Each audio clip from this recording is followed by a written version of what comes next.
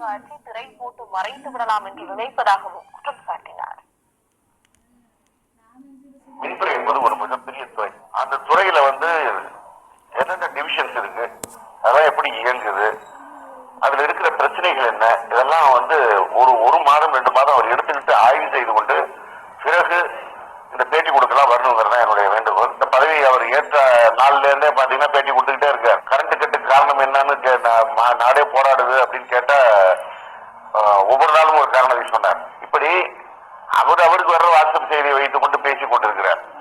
ஒரு ஆய்வை முழுமையாக செய்து எங்க பிரச்சனை இருக்குன்னு பார்த்தாலே இந்த பிரச்சனையெல்லாம் வராது.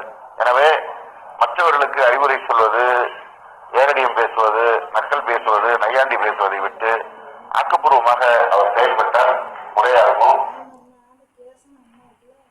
தென்காசி குற்றால அருவிகளில் நீர்வரத்து அதிகரித்துள்ளதால் சுற்றுலா பயணிகள் குளிக்க தடை விதிக்கப்பட்டுள்ளது. தென்காசி மாவட்டத்தில் பெரும்பாலான பகுதிகளில் கடந்த 1 வார காலமாக பரவலாக மழை பெய்து விதி இவங்காம இருக்கிறாங்க.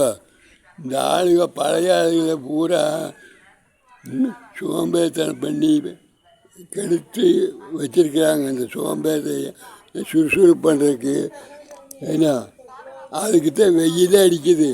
வெயில் அடிக்க காரணம் என்ன, இந்த சுறுசுறுப்பை பண்ணுறதுக்கு தான் வெயில் அடிக்குது. மழை பெஞ்சால் ஒன்றா தூங்குவாங்க, வெடிமட்டு விவசாயத்துக்கு போக மாட்டாங்க அப்படின்னு சொல்லிட்டு மழை இங்கே இழுத்து பிடிச்சிக்குது. அதனால காவேரிக்கு போராடுறீங்க. மழை பெய்யாதனால வெப்பம் அடித்தாத்தான் நீங்கள் எதாச்சும் வேலை செய்யணுன்னு கடவுளே வரம் கொடுத்துட்டாரு. அதனால்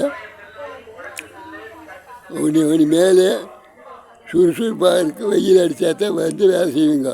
ஒன்று மரம் மட்டையெல்லாம் ரோடு காலில் எங்கே கவர்மெண்ட் பூமி இருக்குதோ அங்கெல்லாம் மரத்தை நடுங்க. கண்டிப்பாக மரத்தை நட்டால் மழை வரும்.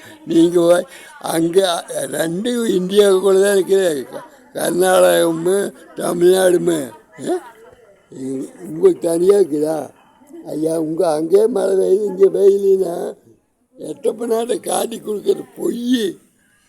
அங்கேருந்து ஒருத்தன் மொட்டா புழுகிறா, அங்கேருந்து ஆகாசத்துலேருந்து ஒருத்தன் புழுகிறா, அந்தத்துலேருந்து ஒருத்தன் புழுகிறா. இப்படி புழுகியே தமிழ்நாடு முக்காலப்ப கீழே போயிடுது. 2 பேரும் சேர்ந்து புழுகாமுட்டு நீங்கள் வேலை செய்கிறதுக்கு கட்சிக்காரரு உதயநிதி ஸ்டாலின் கட்சிக்காரருமே எல்லாம் பண்ணுங்க. ஆனால் ரொம்ப நீங்கள் டிவிக்கு கலைஞர் ஓடி டிவியே பூரா டிவி அந்த டிவி இல்லை. ஆனால் வந்தார் கேப்டன் விஜயகாந்த், அவரும் ஒரு டிவி ஆரம்பித்தார். அந்த டிவி அது யார் பார்க்குறாங்க? மக்கள் டிவின்னு அன்புமணி ராமதாஸ் ஒரு டிவி போட்டார். அதை யார் பார்க்குறாங்க? சும்மா வெட்டியில் அதுக்கு யாரை சந்தா கொடுத்து பார்க்குறாங்களா மக்கள்? அது மாதிரி கொஞ்சம் மார்க்கெட்டு வர்ற மாதிரி கொஞ்சம் பேசி பழகுங்க. நாளைக்கு செய்தி கேட்குற மாதிரி பேசி பழகுங்க. இதெல்லாம் வெட்டு சும்மா காத்தாச்சா அதை சொல்லாமல் இதை சொல்லாமல் வந்தால் கூட்டம் இருக்கிற கூட்டம் போயிடு. ஏன்னா அது அப்புறம் அடுத்தது அண்ணாமலை வருவேன். வேலை தேடிய வேலை இல்லாத பட்டாதாரி அவர் வரப்போகிறார். ரஜினி மருமகன் நேற்றுக்கு வர்றாரு. அண்ணாமலை கீழே இருக்கு.